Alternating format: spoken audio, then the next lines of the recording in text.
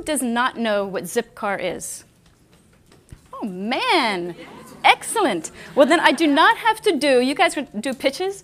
I had my elevator pitch, and I once actually got into an elevator with the CEO, who was a woman of Enterprise Rent-A-Car, the largest in the world, and the doors shut, and she turned to me and said, "So Robin, what do you do?" And I'm doing an elevator pitch in an elevator, 10 floors, go. So it's a good thing to have. It's a good thing to have.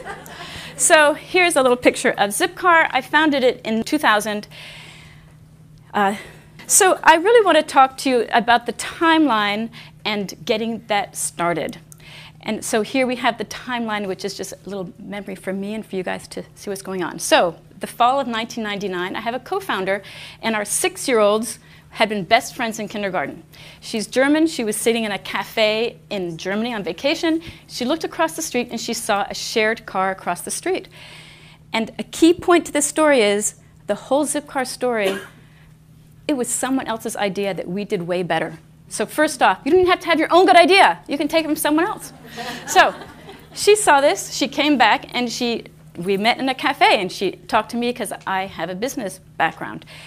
And she said, "What do you think of this idea?" And I have told this story so many times, and I'm a person who never lies. So when I tell you that a light bulb went off on top of my head, it honestly did. I thought, wow, this is exactly the service I want for me. I have 3 children. I live in Cambridge, Massachusetts. There's no way I want to have another car that I have to maintain, and I have to park, and I have to snow shovel when I only want to use it once a month. Like, I want a car sometimes. And I knew that this was the fall of '99. I said, this is exactly what the internet is for, sharing a scarce resource among a lot of people.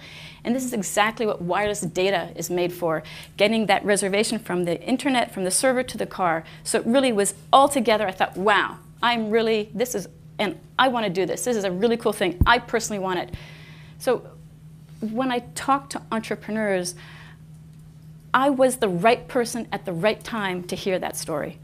And each one of you, honestly, is the right person for the right thing. And all of my entire life experience came to play doing Zipcar, from that really cruddy, icky job I had, when I was 21, and the horrible one when I was 23, being like a minor bookkeeper, and when I had to be systems manager and I knew nothing about computers. Like every single thing I'd ever done I pulled into bear.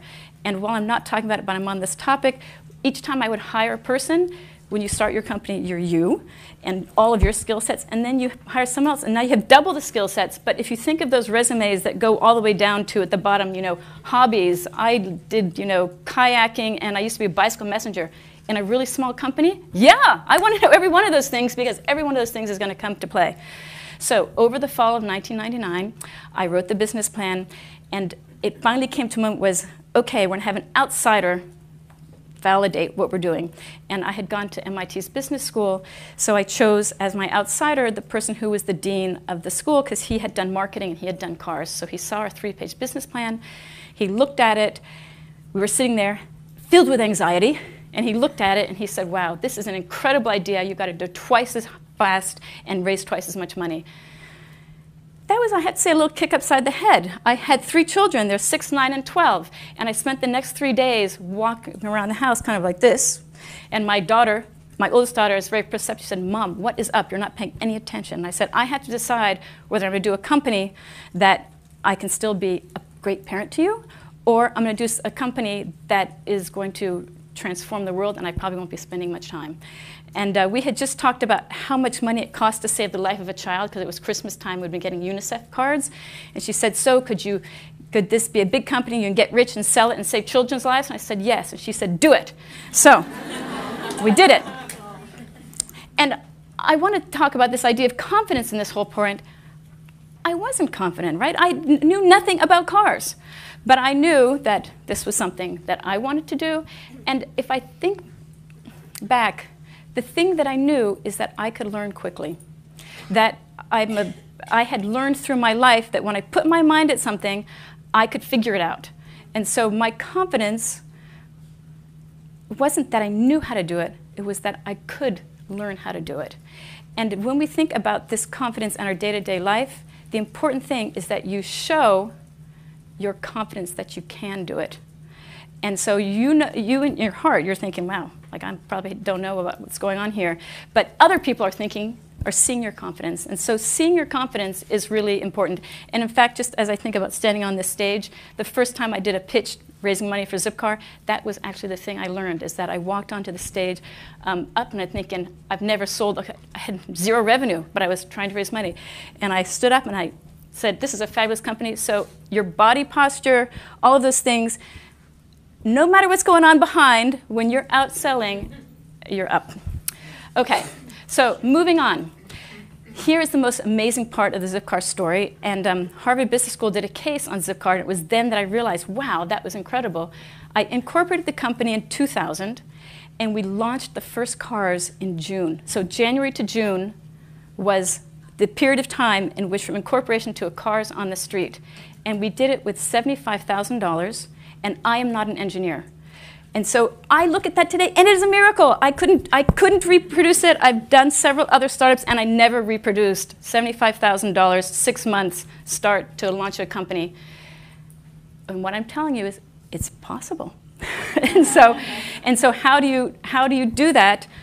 It is using all your friends and using people part-time and getting stuff for free and figuring out where is, I think of excess capacity a lot. Who's got stuff that's worth nothing to them because they have it, and it's worth a lot to you. So actually keep that idea in mind. It wasn't a point for today, but looking at other people's excess capacity and capitalizing on it is very important. So we put out a single first car. It was our beta car in April. And to make you amused by what this car was, so one car and 22 people were driving it. So we had a website.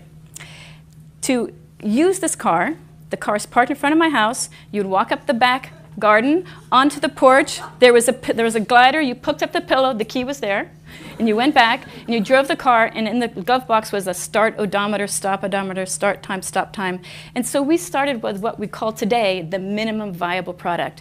So, and I feel like I keep relearning this story, that you want to get close to your customers absolutely as fast as you can and do it with the least thing you can do it with. And you're always going to think, I need something more to get to a customer. No, you can actually get to a customer even with less. So really start as close as you can to these customers. So we had this lime green Beetle, and I chose a lime green Beetle because in spring of 2000, Volkswagen had just launched those Beetles.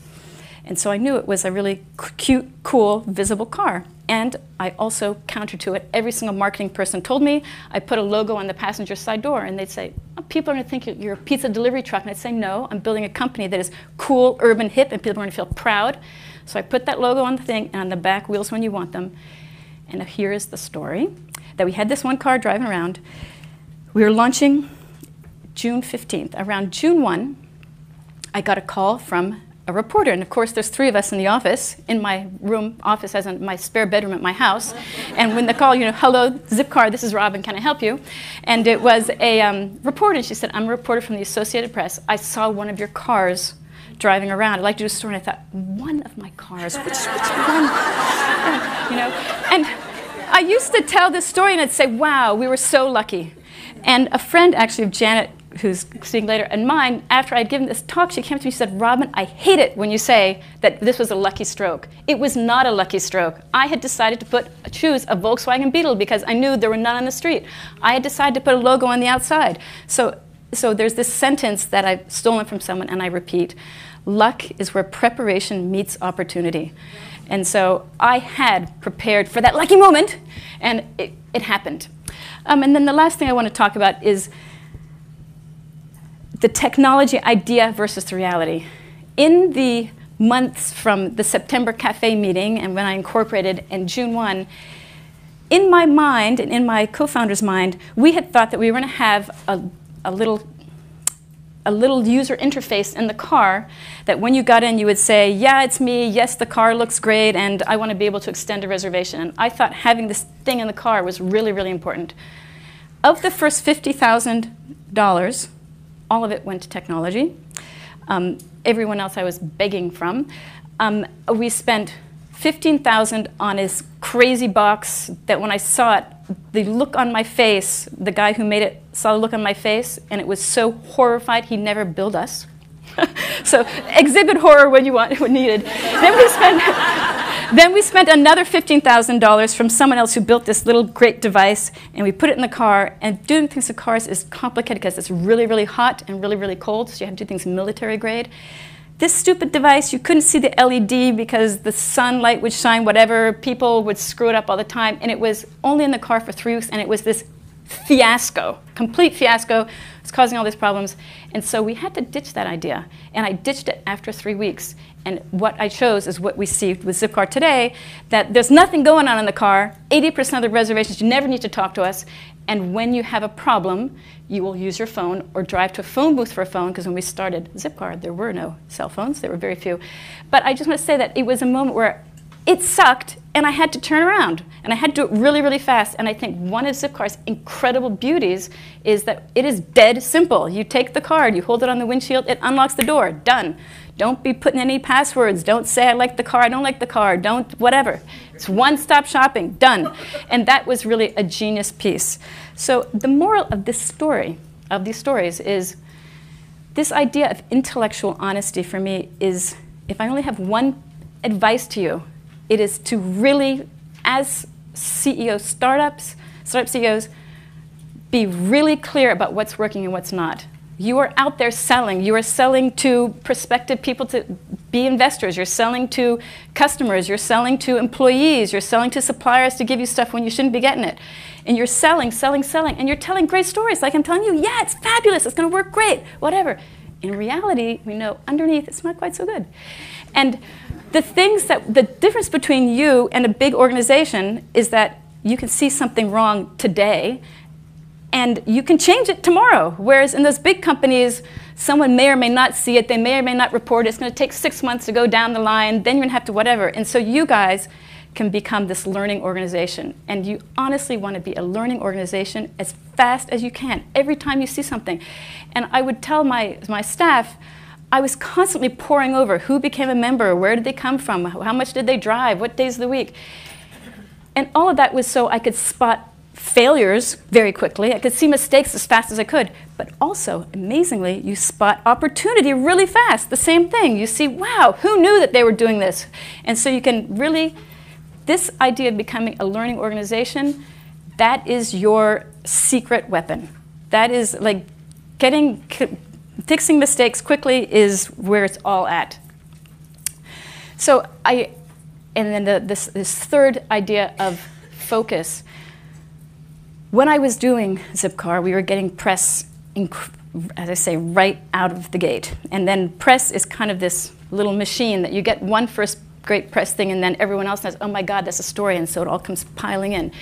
And I was getting emails from around the world where people were saying, oh, that's a great idea, I'm doing it in San Francisco, and that's a great idea, and we're starting up in Rome, and that's an excellent idea, and we're going to do it in Atlanta. And it was giving me heart failure. I was thinking, oh my God, we have to go so fast, we have to, like, got it going.